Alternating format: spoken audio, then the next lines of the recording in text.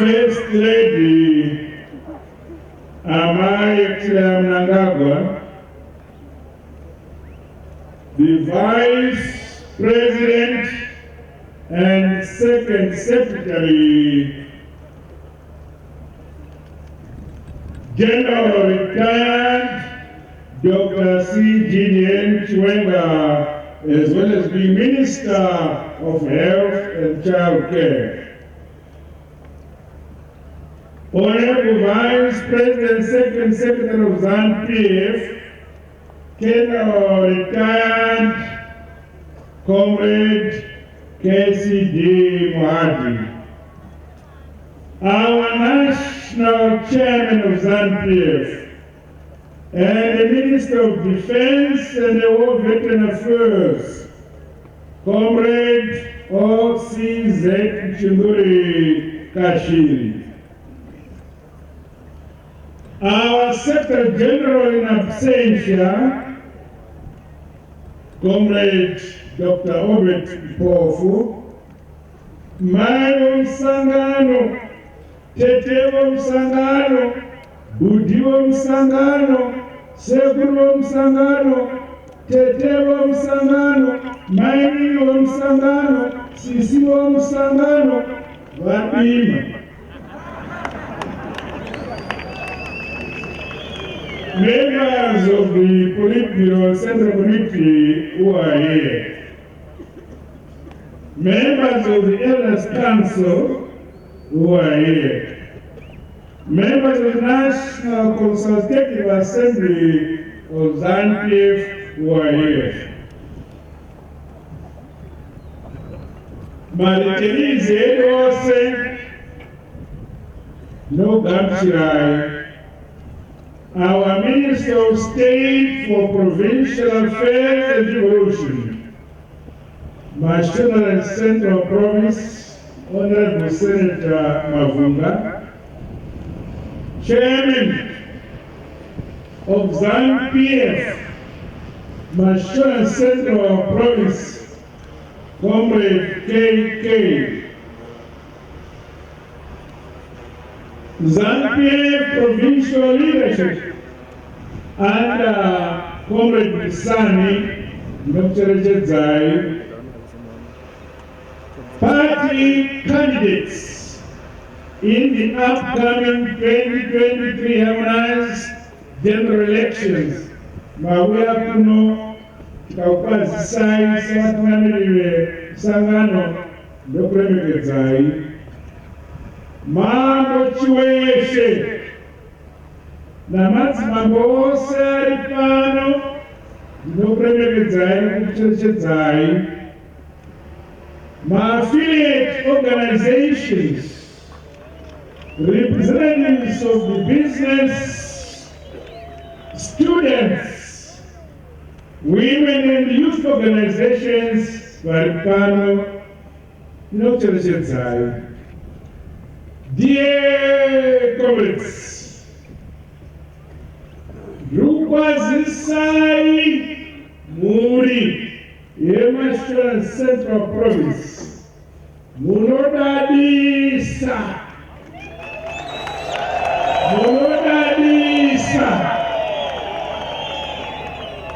patatiuya tiri mundege zvanzi namai Mnangagwa ndinoona kuti kwangu kwakamira sei. Ndikati haiwa hausati waona zvemijenzi. Tazoona manje tazoona tanda mijenzi kuti vanhu vanowanda sei. Asi ndafara neuwandu hwenyu. Chandifadza zvikuru ndichiona kuwanda kwamakaita. Ndati nomwoyo mangu nyakasikana mdzimunoyo womwe yako yabva kuno yakaurawana vasina mabvi. Mukati mafupango acharuka nyakasikana vona kuwanda kwavanhu vari kuno mafupeni zvokati akamuka. Mazadzisa chirero chakatarwa nyakasikana mdzimunera mbuya nehana. Ndinokutendai nezvamaita izvi.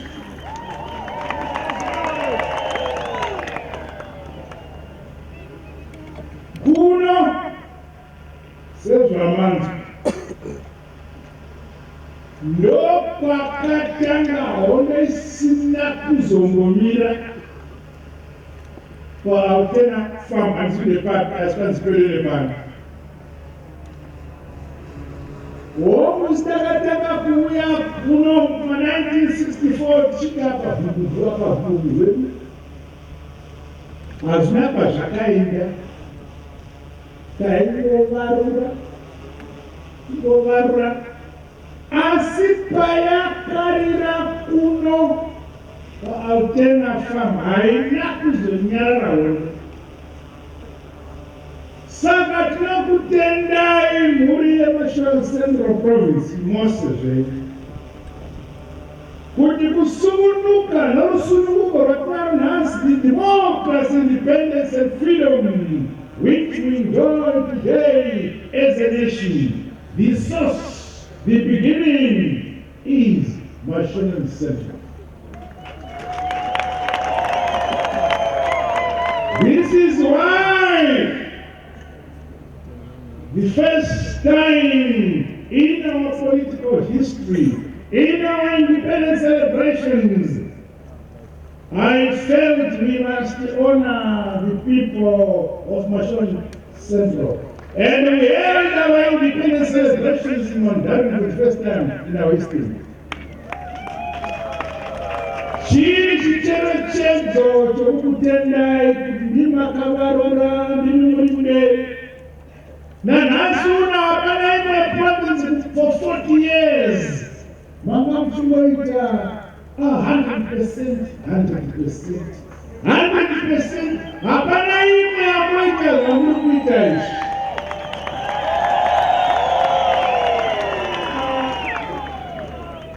Saka ndinoti kuna chairman akazembe naminista wangu Senator Monica Mavungu, tavane makore 40 years Mashona Central ichingoita 100% kuunza vanhu kuparliament. Kana vakazotadza wanasa kujere vaviri vava kuvharira Monica nakazembe vharira vanenge vabuda mutsika yeMashon Central yokungogona ichingogona kudzokorora kungogona chiona nhasi kwana kwamakaita sondrapera tiri kumasvingo ndikati kune imwe province here ingasvika kana hasi yemasvingo masvingo iprovince yakakura chaizvo ende ine vanhu vakawanda kupfuura kune Mashon Central asi mabatana pahuro hataziva kuti akapinda umwediyana nemasvingo.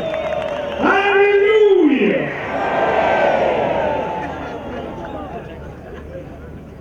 Ndafara hama dzangu hongu takatarisana nesarudzo asi kasarudzo iyi hatina kumanikidzwa kuti tiite isu toga seZANU-PF takagara pasi kuti titevedzere bumbiro mutemo wenyika yedu tikasarudza musi wa 23 nyamavhuvhu August kuti ndiwo musi watichauya semusangano weZANU-PF kuvanhu kutsvaka mamwe masimba matsva okutonga makore mashanu anotevera. Tava namakore 43 years of independence. ZANU-PF ichingotonga igogotonga icharamba ichingotonga tichiuya kana makore mashanu apfuura kozviya zvedu zvokutonga zvadzoka titonge futi ndozvatiunganidza pano kuti hatiwira nekuramba tichingotonga ndozvatiunganidza pano ndafara kune mwivo munoda kuramba tichingotonga seZANU-PF kuno kuMashon Central muri musangano. You are a one-party province. One-party province. Hongu kungava nezvipo zvinonyuka apa kunonzi hakuna tsime risina vachura. Handiti ndozvatosira izvozvo. Ukavona tsime rose kusina kana chura hamvura yacho haizomwiki. Zvoda kuti tichura tinenge tichizvatire kuchita imomo ndobva yazipa.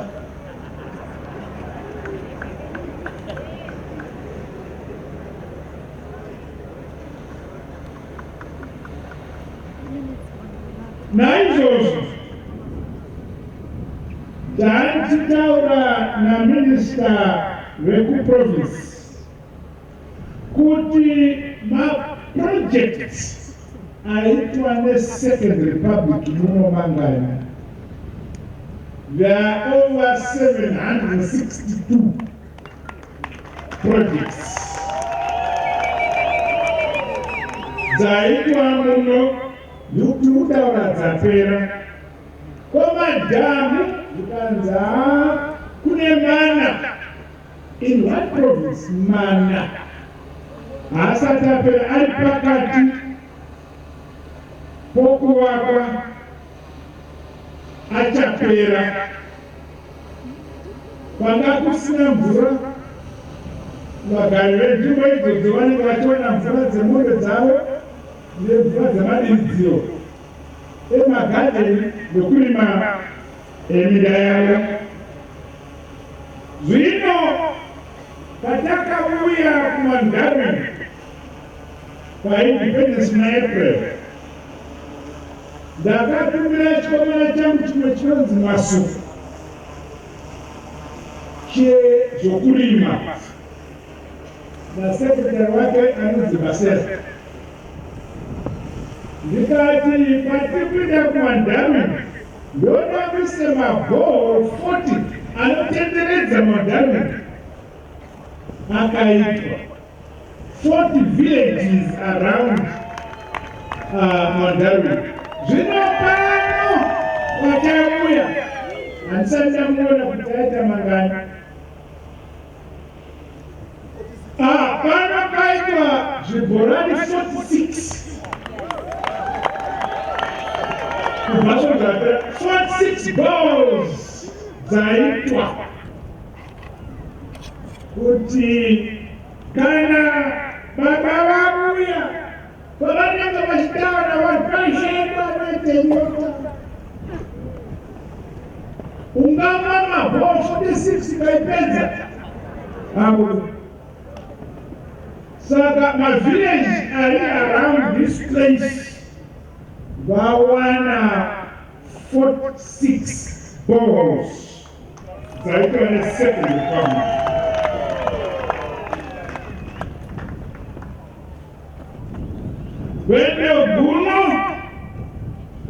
Gwendo runo sarudzo ikuya tiri kuziva kuti kune zvimusangano zvakawanda zviri munyika muno zvinofambamo zvichitaura kuti zvoda kutonga vanobvumidzwa kuti vabvise chinhu muzvipfuva, asi kuzosvika vakutonga mukwidza. Rwendo runo tiri kuvarakasha tigovashashanga, tinovarakasha nokuvashashanga. Izvo zvinakavona kuwana vanakaita nhasi vari paTV vanopinda mibhedha vakapfeka bhutsu.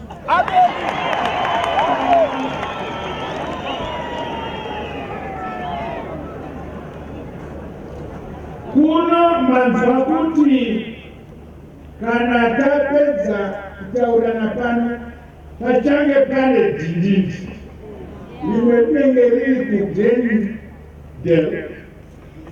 kuGlendale tichiyeuka gamba guru vice president vedu vakasiya vaJoseph Sika Bruno. Hatitangamwi avakatungamirira vakarwa hondo yekutika ino isungunuke. Techiyeuka magamba akaita sana Penzi Budo Shiri, vana George Utanire, vana Vu, vana Chakabva, vana Bondagezi, vana Elliot Manyika. Naimo kwavari vanofara kana vachinzwa kuti takavivana kuda tirikuyeuka kuti vane ndima yavakashanda pakusungunuka nokuvumba nyika yokwedu.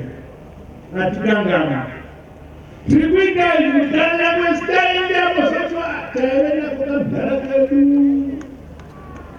kuti tikagangama ndikadzoka nokubhurecho kuti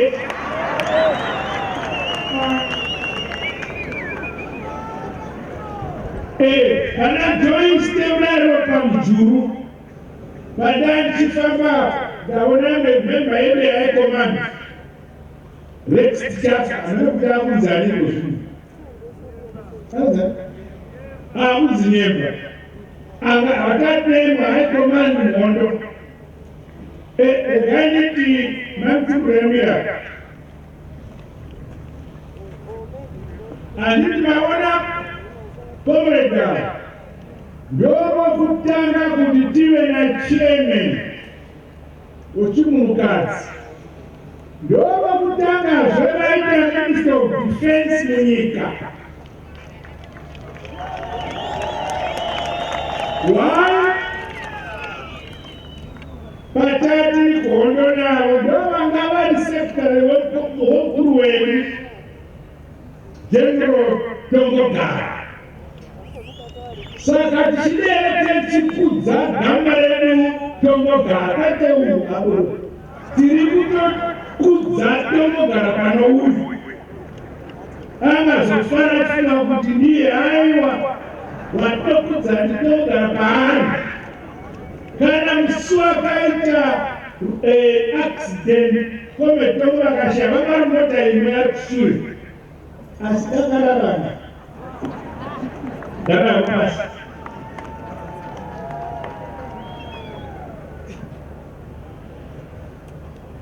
tinoyemukazve muno makatamburwa ende makafiwa.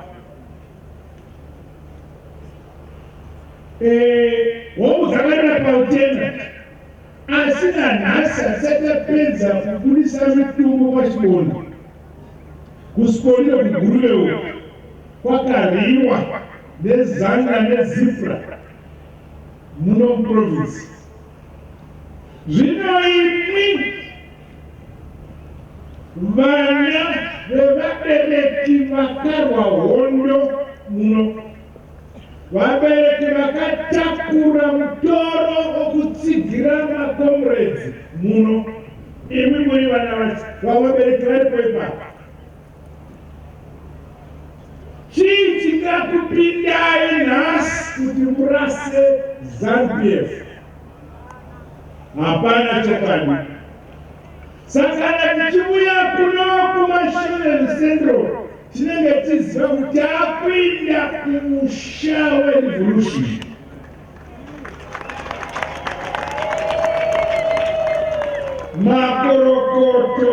Makorokoto kuti province yenyu yapamusoro kana totaura nyaya dzeusununguko dzenyika ino. Pamusoro pazvo nyakasikana mbuya neanda vakanga vari kuno. Saka munokosha asi hamuzivi kuti makakosha. Motoudzwa nesinobva mushava kuti makakosha. Mukaramba muchitanga vatinotora kukosha iko kutangana kwomushava. Nyika! Nyika! Benevendi vanani! Benevendi vanani! Brick upon brick, stone upon stone. Tichivaka nyika yedu. Kune avo vasina kufara nokuti takatora ivheri titora kuva sina mabvi, vakatipa zvirango sanctions. Pavakatipa masanctions ava vaifunga kuti mhuri yeZimbabwe ichamukira hurumende yeZANU-PF yoibvisa voisa zvigashingata zvavo vodzoka zvakare munyika muno vomora vachingomora isu tichingotambura tichivona varungu vachinomora pasi navo. Hazvipi zvakaitika under ZANU-PF.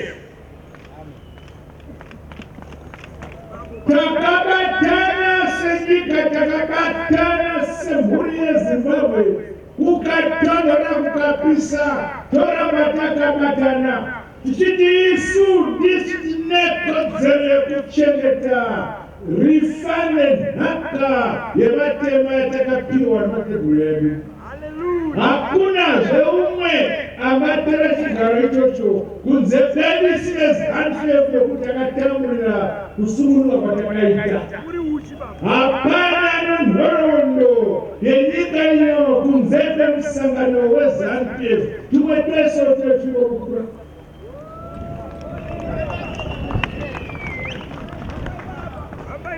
Hama vatema vane havine shungu dzekuda kutongwa nevapandepfumi kwete isu veZANU-PF taramba tinoda kutonga nyika ino tega tigochengetedza nhaka yenyika ino. Vanenge vachibva kune dzimwe nyika ngavave vatibatsire pane zvatinenge tichiita. Wakambomona here munhu achivaka imba yake achiti musuwo wangu ndoda kutandewo, umwe achipfuura nedzimwe imba yanovaka iyi musuwo ngavindewo. Kana kuti munhu akadaro wewe uvaka imba yako sokuda kwako. Saka tiri kuvaka nyika yedu sokurangana kwedu isi vagari vomuno, kwete zvinobva kunze. Anenge ada kutibatsira ngatibatsire pane zvatinoda isu, kwete zvanofunga iye. Nokuti rifa nenhaka yevatema inochengetedzwa nevatema. Musanyengedzwa kuti kune vanhu vangauya vachikuudza kuti toda kubatsirai kuti muchengetedze upfumi hwenyika yenyu. Hakuna. Kunze kwedu pachedu tichiwirirana, tichibatana, tichitaurirana. Nyika inovakwa igotongwa igonamatika nevene vayo.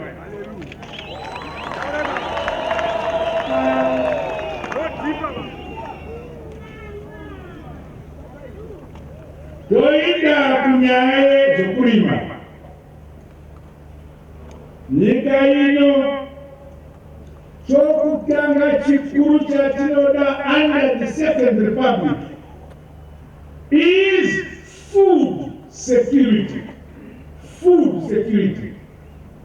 Takawinda naisu Second Republic. Kutofana kudzinga nzara munyika muno. Tasvika zvino pokuti isu kana uchibva muno muZimbabwe uchifamba mumugwagwa, zhara ichibva nokokoko uchibva nokuno nzara inotsauka inopfuura.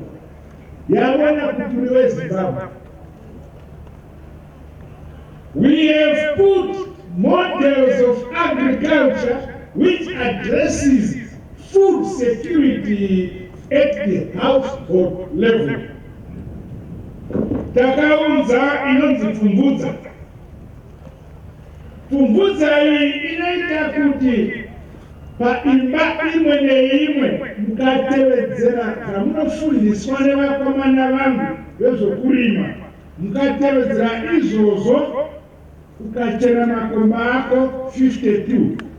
That is 52 weeks of the year. Ochera makomba 19 aenda kunorutivi. Zobvira kuti iro igokoko roupfu pasvondo. Saka 52 achinda 19 achinda vhiki imwe neimwe gokoko roupfu. Vhiki imwe zvakananga kuti kana pana amai nevana vanomwe munokwana svondo iroro negomba 1 ne19 achindawo. Apo tega topedza nzara pamba kana mai nababa nevana vanomwe. Womo kuna vamwe vanenge vane vana vakati wandei, mochita chimwe chimutima chepirika. Mochita chimwe chimutima chepirika. Again 52 weeks plus 19 gokorofu. Kana une simba wakati chepiri nechetatu wawana zvekuendesa kuJB. Nokuti kashomane kuti mhuri ipedze masaga ma 50 kg 15 pagore. Zvino ukaita zvaunorayirwa nevarimisi ava, unowana at least one time inobvira kuti masaga makumi maviri. Iwe nemhuri yako zvimwe munongorya 12 saga pasvondo, saga pamwedzi, saga pamwedzi. 50 kg mabwe, 50 kg mabwe. Kana mali ya watu wakawandisa kusenda maskati na mali ulitumika. Udamu mali ya mali. Asa kuzo pezi 1 ton 20 bags. Tunaweka na walima ukafuza 20 bags ukafuza 1 ton. Wabana mambo kutengesa. Otherwise, for 1 ton, because 1 ton is 20 bags. Ukatoa 12 pasa 8 masaga around. So uneno story machupima kutuona zakadini. Hapana tractor, hapana ng'ombe. Bali ngodai wewe kuchira chikomba chokusashana bichibafu. Panani chimuya kuno. Tiri mdeke. No. Ndorumidza minista wangu kuno. Takampa kuti iwe Mavunga. Ndinoda kuti kuno kuma Central Province murime gross 14,000 hectares. Iyasvika over 15,000 hectares. Akubura target. Wangu asiye akada achifamba chitoro kuvarimi. Anofanira kutenda varimi vanoteerera. Munoziva here kuti gorosi iri ndorinotipa namabhanzi nezvinonaka zvose zviya confectionery. Kare kose taiwana gorosi richibva kuUkraine. Kuukraine kwava nehomeko zvino. Takagara pasi kuti aiwa kosenchi tine mvura. Vakomana vangu vagotauti tingaita sei kuti tirime gorosi inokwana gore negore tichirima tega. Tanzatoda kutotutsira madiridziro. We need X number of hectares under irrigation. Tavanazo. Tavana madiridziro kuti each winter ningati gona perai takarima gorosi rinodarikira rinopfuura tinoda pagore tasara rimwe. Gore rino tarima futi more. Zvikutonzira minista wangu weagriculture kudhara tototsvaka kwekutengesera gorosi. Gore rino rekuti we have more hectares under irrigation to grow wheat. Zvinodenda takanosipira kuti ngatitenge gorosi rinobva kuUkraine. Zvino kwava nemhirizhonga zvapfuura kutamba iwe nakasikana katifemera kuti haiwa rimai gorosi tikarima zvinotomoniketi handisi kwamapiwa. Haleluya. Igorosi randakarima kasachingokupai igongokupai. Gorosi randakarima muno ndimakarima. Nyika inovakwa igotongwa nevayo. Ndozvatenge ukangoziva izvozvo wapasa. Maunzwa navice president kuti pamunenge muchivhota hamudivirira. Vakarwisa kuti nyika ino isunguruke kwaifiwa, kwaikuvariwa. Vanhu vairumwa nenyoka vamwe neshumba. Musango ratakangotiri. Nanhasi nezviremba kumacomrades vakatambura kuti sunguruke sezvizvi. Asi musi wa 23 August kana ukabuda dikitamu yakana Mnangagwa vanokupa ufu nekupi oil. Ukangobuda dikitamu uchivhota kuti sepete. Vati baba kana unenge adaro ngaabuende pekupi oil weufu. Vari kwere vachabuda dikitamu vhota.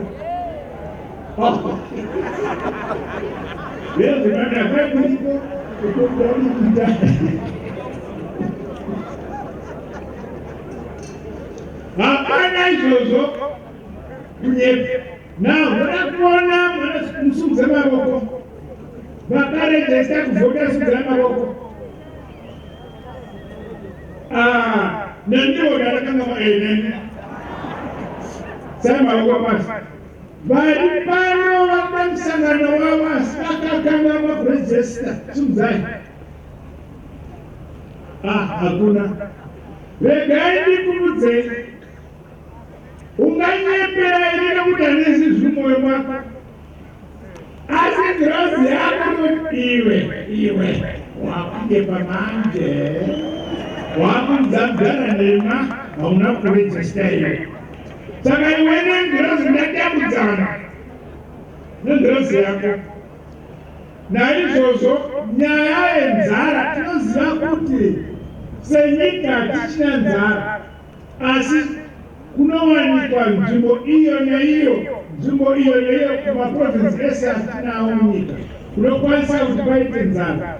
Hatidi kuti tiwane mhuri inofa nenzara nechikafu nacho. Kuna ma-structures aripo, ma-structure hurumende local government Sly through the chiefs, headmen, masabuku. Hapana sabuku angatadza kuziva kuti mhuri yake iine nzara.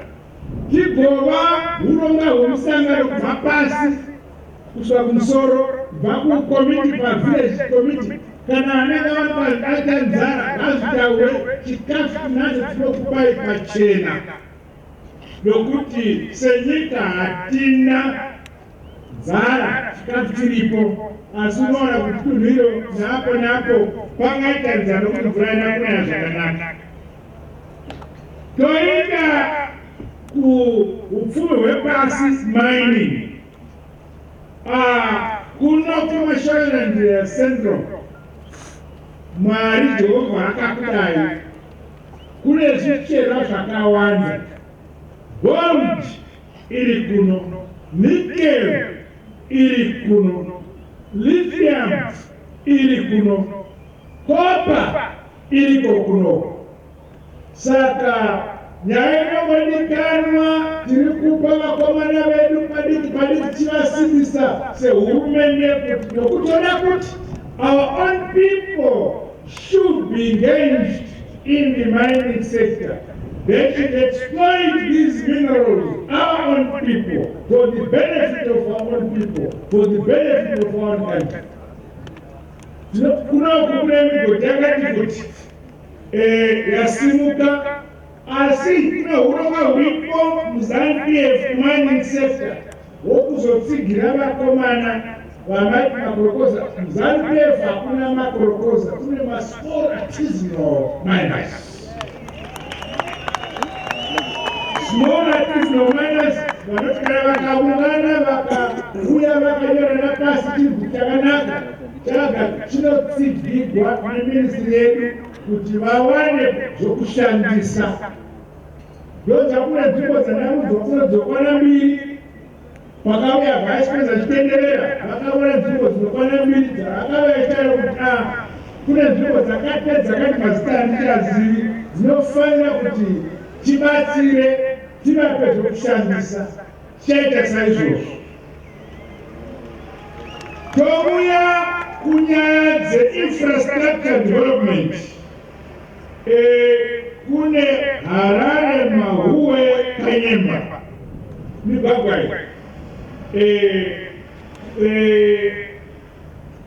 iri kugadzirwa. Kune nzvimbo yakaita sekukanyemba taisina hozikuravira sei kudzamara first aid right yako kanzi baba kukunonzi kukanyemba ndiro takasvika kusesi vakazvaravaridza kuma kuti aiwa baba hakuna zvikoro, hakuna maklinika, hakuna mugwagwa wowaita sei. Saka tadareko zvino izvi kwava nemaklinika, tavaka maprimary school, tiri kuaka masecondary school, Tirikuwaka mugwagwa wemberi kupinda Kanyama. Tirikudevelopa futi Kanyama to be another town. Another 3 to 4 years from now, mese katakuwa tamaya tikuwane Kanyama. Yoko mema kumanya yako. So development is spreading. Maklinika alikuwapa, zikoro zilikuwapa, kuno. Kwenda kumagets at national level. Muna sasa kuna mwaime ya taisha magets munyika. Tikaenda 2018 ku China. President wa China Shamariam, kote babake na Shamariam. Sasa badala yako akata chija nenda kupatsira akadipa mari free not grant yokubaka parliament. Ndabona speaker wa mbende wali pano wali konyemwera ne parliament baka bakibana machaini. Tikapoa mari yokubaka Harare International Airport kana mamchitele sonapeleka konofura Zimbabwe International Airport yakanaka zokuti ukapindamo hauzolikufa wotoda kubatako. It's very beautiful zokuti yanofare dzimwe airport dzimwe nyika kudzeuko kuEurope. Tikapoa mari 1.3 billion again na President Xi Jinping woku China kuita magetsi. Saka last month takuwa na magetsi 600 megawatts emagetsi. Saka magetsi hataendi dzimwe kuzviro kuti avanawo mamwe maproject ede magetsi asati achapera. Taive vamwe taiveta mumutsetsa muchimira fuel petrol nediesel. Iwe vana baba vati nana mai takuda kumutsetsa weti homa tako inema. Vana vamutsetsa ishuwa.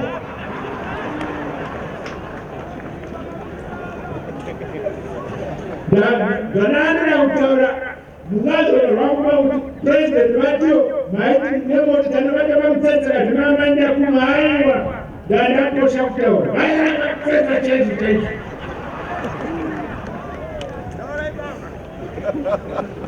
Toinda education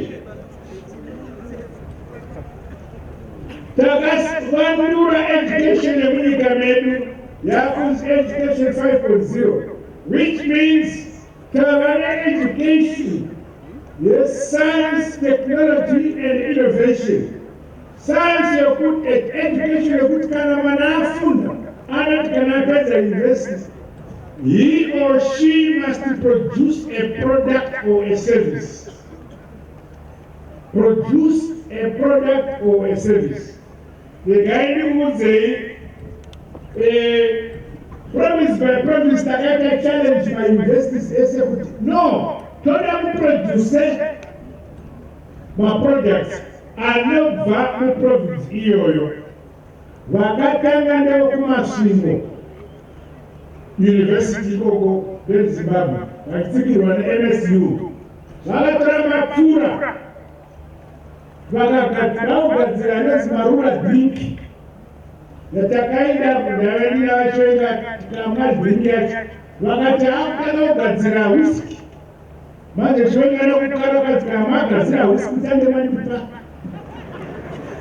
Ameno mdaraka apiwela asatani. Zino kuno kune masao. Tikaenda kwa University of Bindura. Pa masao kuna maingo ya chiwara sika chiparalira. Iko zino akaenda mbana volitari. Kuwakomana na wasikana our talented boys and girls at the University of Science Education Bindura. Taku produces 3 types of drinks, soft drinks from Amarula. Taku produces sipo to kugeza from Masau. Kune mafuta okuzora matema mhando nhatu. Saka kunoku vasikana kunoku vachizora mafuta havachanaka zvokuti nemafuta anobva Masau. Ndakaona painvesta apa achiregeraona technology, innovation and science. Every month, every week, I receive a breakthrough. Kunenge zvaitwa invention inenge yaitwa nevakomana kana kuti vasikana vedu. Hezvo COVID yauya, COVID payakauya, manzwa mai mafuva achitida kutendai kuti makakwanisa kumaneja COVID. Totendai imi mhuri dzeZimbabwe nokuti makaramba makabatana, you never panicked. Yakati COVID yauya, dzimwe nyika dzose dzakatanga kupiwa mari nenyika dzokunze dzekumadokereti. Isu hapana chatakambopiwa kana chimwe, takaregerwa. Ukanzi maZimbabweans who die like flies, about 3 million Zimbabweans who die. Vaitaura pavo ndokwakazofiwa. Isu hatina. Tikati vakomana vasikana kumauniversity, hatigadzirai medical oxygen yavaitinyima, taakuigadzira pamutare mumaNyikaland. Medical oxygen ukangobatwa neCOVID tokuti pamunondi oxygen haufi. Yatogadzira isu internationally. Purity, medical oxygen is 96%. As yedu 99% purity. Zvinogadzirwa navakomana vasikana maZimbabweans. We are very proud of our children. We are very proud of our girls and boys. Chinhu chimwe chete chatambudza especially vana mai nesvana baba some extent, abuse yemadrugs. Zvino kuvala vatiri kuita nyika iyi kutisire nhaka kwamuri vanotevera shure kwenyu. Unoichengeta sei nhaka wakasitika? Hapana. Saka hapana mwana anomwa zvinodhaka asina baba naamai, kana sekuru, kana tete, kana mbuya, kana mkoma, kana bambiki. Hatitsurei vana vedu kuti hapana chinobuda kana chita madrugs, drug abuse. Hatidi. Ndakaudza maponesa kuti ukaona mwana akasitika tataenda unokanda mujeri. Ukaziva kuti atuhana tataenda futi ukanda mujeri. Anotengesa, anounza tataenda, sungaenda kanda mujeri.